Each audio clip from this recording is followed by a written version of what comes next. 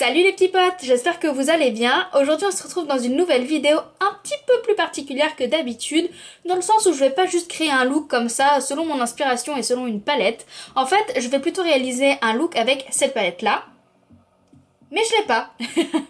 Donc en fait je vais essayer de réaliser un look avec les coloris qui sont dans cette palette-ci, mais comme j'ai pas la palette, je vais utiliser une autre, donc c'est celle-ci. La 35i de chez Morphe. Je te la présente vite fait. Voilà à quoi elle ressemble. Donc c'est vraiment une palette essentiellement constituée de pastels, comme tu peux le constater. En fait l'idée elle vient suite à une discussion que j'ai eue avec ma petite sœur qui a, donc c'est la palette que je viens juste de vous présenter, mais elle ne savait pas vraiment comment l'utiliser. Donc je me suis dit que j'allais pouvoir faire un tuto pour elle, pour qu'elle puisse savoir un peu comment agencer les couleurs. Donc si ça vous va, on est parti. Avant de faire le make-up des yeux, je vais quand même faire mon teint. Évidemment, j'ai déjà fait tous mes soins il y a maintenant quelques heures déjà. Et comme d'habitude, je commence par la base de chez Too Faced, la Plump and Prime. J'applique 2 pompes comme d'habitude et je la mets sur tout mon visage. Ensuite, j'applique une deuxième base qui est la Pore Filler de chez NYX. J'en applique un peu moins, je la malaxe un petit peu entre mes doigts et je viens l'appliquer sur mes points où les pores sont apparents, donc à savoir au niveau du nez essentiellement, au-dessus de la lèvre et le menton.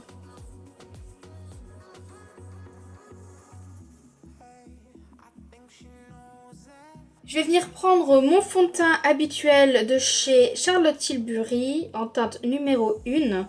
Et en termes de quantité, comme d'habitude, j'en applique une pompe et demie sur tout mon visage. Comme d'habitude, on n'oublie pas d'appliquer du fond de teint au niveau des oreilles pour éviter une démarcation.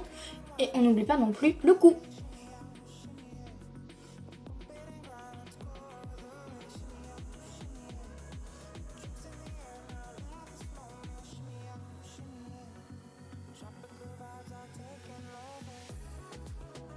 Maintenant, je viens prendre mon anti-cerne de chez Huda Beauty en teinte Whipped Cream. En termes d'outils, je viens reprendre mon Beauty Blender avec le côté pointu et je viens tapoter avec délicatesse le dessous de mon œil.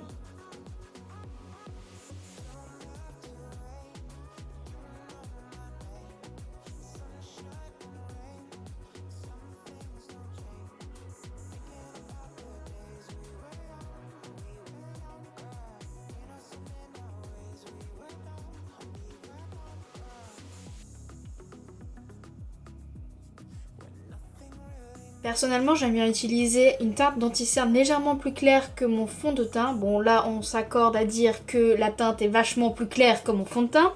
Néanmoins, ça permet d'apporter du contraste à votre visage. Pour terminer de blender correctement, d'estomper correctement l'anti-cerne, je viens reprendre le bout arrondi avec lequel j'ai appliqué mon fond de teint.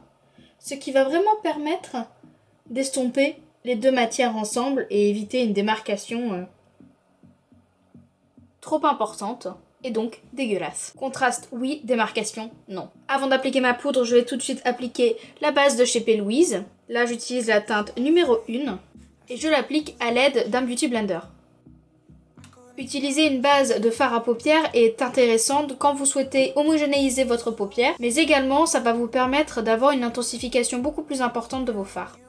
Depuis quelques temps maintenant, j'applique la base P. Louise au moment du teint quand je n'ai pas encore poudré pour éviter un effet de matière au niveau du coin de l'œil juste ici. On passe maintenant à la poudre. Pour pas changer, je reste chez Laura Mercier et je vais commencer par appliquer la poudre au niveau du contour de mes yeux à l'aide de mon Beauty Blender et ensuite je vais terminer le reste du teint grâce à un gros pinceau. Est-ce que ce motard peut s'arrêter s'il vous plaît? Merci.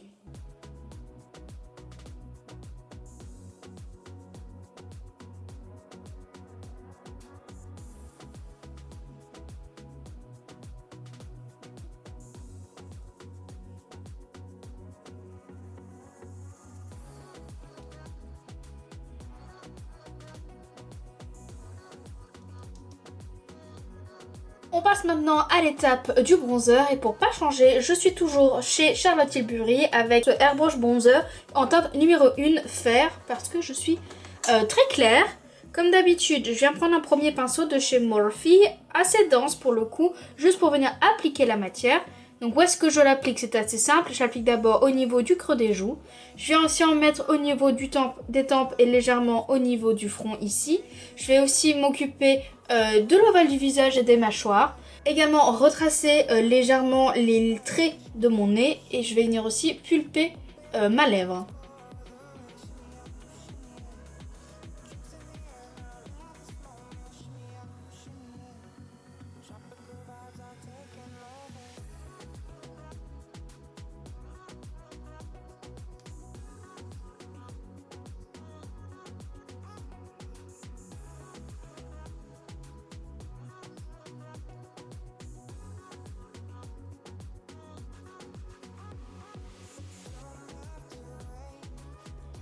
Je viens ensuite prendre un pinceau beaucoup moins dense que le premier qui va me permettre de dégrader la matière que je viens de déposer.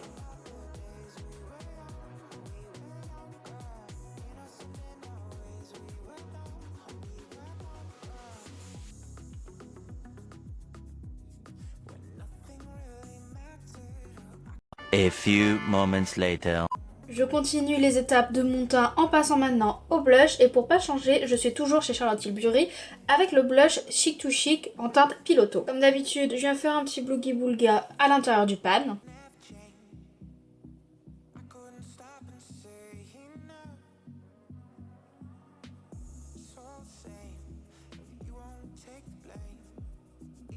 Vous savez que je suis vénère là, parce que l'appareil photo s'est arrêté sans me prévenir.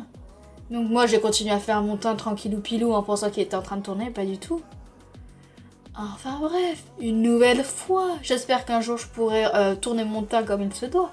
C'est pas grave, on va passer tout de suite au make-up des yeux. Si vous êtes intéressé par la routine teint, je vous invite à regarder les vidéos précédentes que je vous mets dans le petit i. Je vous ai mis tous les petits timecodes et en plus vous pouvez vous référer à la petite icône ici en haut pour savoir quand est-ce que ça s'arrête. Bon, c'est pas tout ça, mais on va passer au make-up des yeux et pour commencer, je vais mettre du beige en arcade sourcilière. Donc je prends ma palette 35B de chez Morphe et je prends ce beige ici. Je suis obligée de prendre cette palette pour le beige parce qu'il n'y en a pas dans la 35i. Palette avec laquelle nous allons travailler aujourd'hui.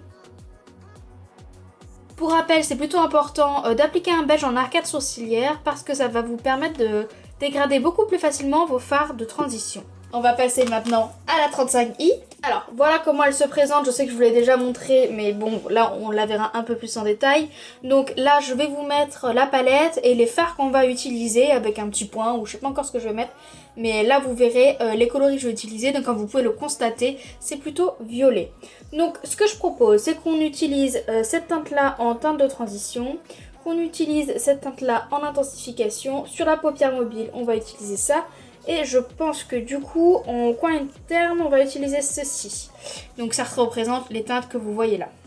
J'ai pas exactement toutes les teintes, notamment le rose est légèrement différent, mais je trouve que les autres sont plutôt ressemblantes. Donc comme vous le constatez, il y a une couleur en moins que ce que je fais d'habitude, mais c'est pas trop un problème.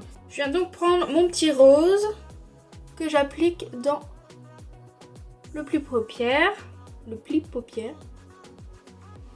sur la totalité de mon pli paupière. Pour être beaucoup plus exact. On lésine pas, hein, c'est du pastel donc on peut y aller. Quand la couleur me paraît bonne, je vais venir estomper les bords. Donc comment je le fais? Je fais des petits allers-retours au niveau des bords de ma couleur pour remonter cette couleur là.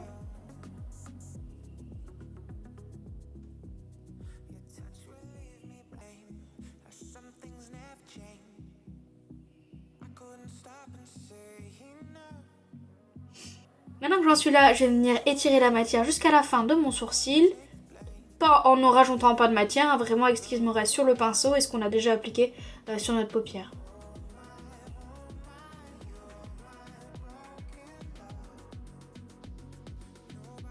Je vais faire l'autre œil maintenant. Maintenant que j'en suis là, je vais prendre donc la couleur la plus foncée, c'est-à-dire celle-ci juste là. J'utilise le même pinceau, hein, mais vous pouvez prendre un autre pinceau si vous préférez. Donc je vais venir intensifier. Pour cela, je viens d'abord l'appliquer en coin externe. Bon, pareil, ça reste du pastel, donc on lésine pas. Hein. Bon, sauf si vous débutez, hein, je vous conseille d'y aller petit à petit. Et là, je vais venir continuer d'intensifier au niveau de mon pli paupière. Dans son entièreté, à vrai dire. On va venir dégrader tout ça avec le pinceau.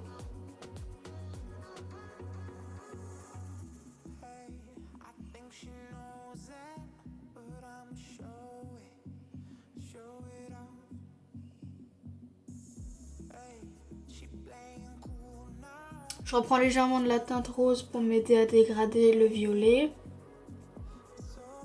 Faut pas qu'on ait de barre, faut vraiment que ce soit estompé, fumé ensemble.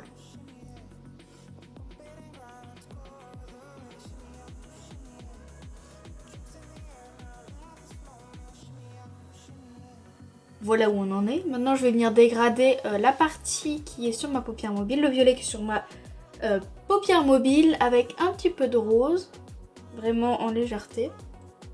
Hop.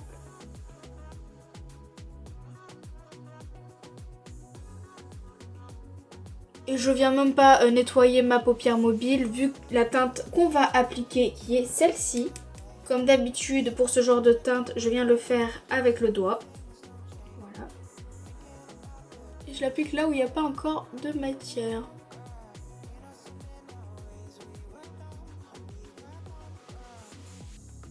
Forcément, je fais la même chose de l'autre côté. Je viens quand même dégrader les extrémités avec donc le petit rose qu'on avait appliqué. Je vais maintenant passer au ras de cils, donc je vais reprendre le même schéma. Je vais mettre d'abord du rose et ensuite le violet.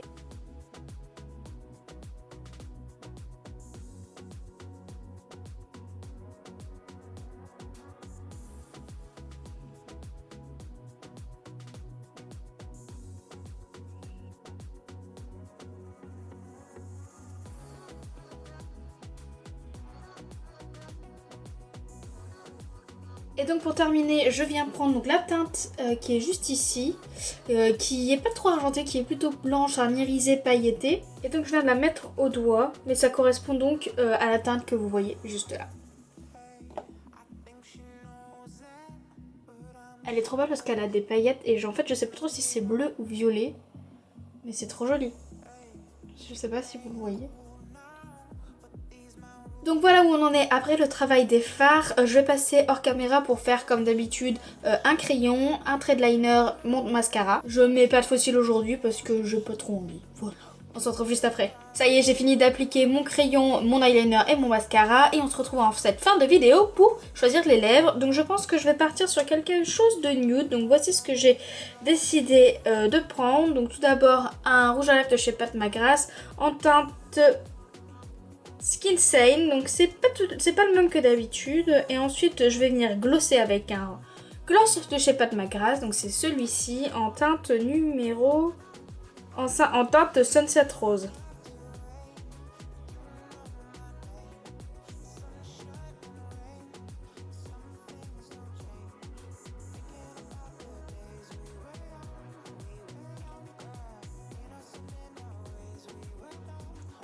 Je passe au gloss.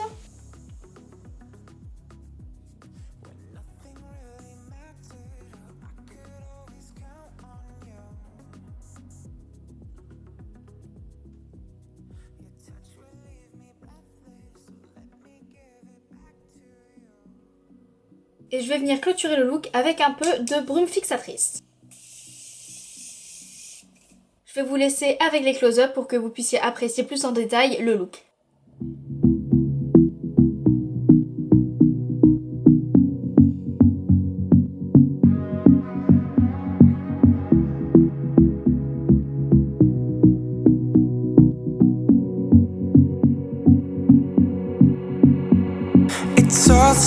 J'espère sincèrement que la vidéo vous aura plu et que le look vous plaît. Si c'est le cas, n'hésitez pas à me laisser un petit pouce bleu ainsi qu'un petit commentaire dans lequel vous pouvez me dire ce que vous pensez du look. Si ce genre de format vous plaît et que vous souhaitez participer, je vous invite dès à présent à m'envoyer les photos de vos palettes que vous avez chez vous à la maison sur mon Instagram. Donc je vous le mets ici.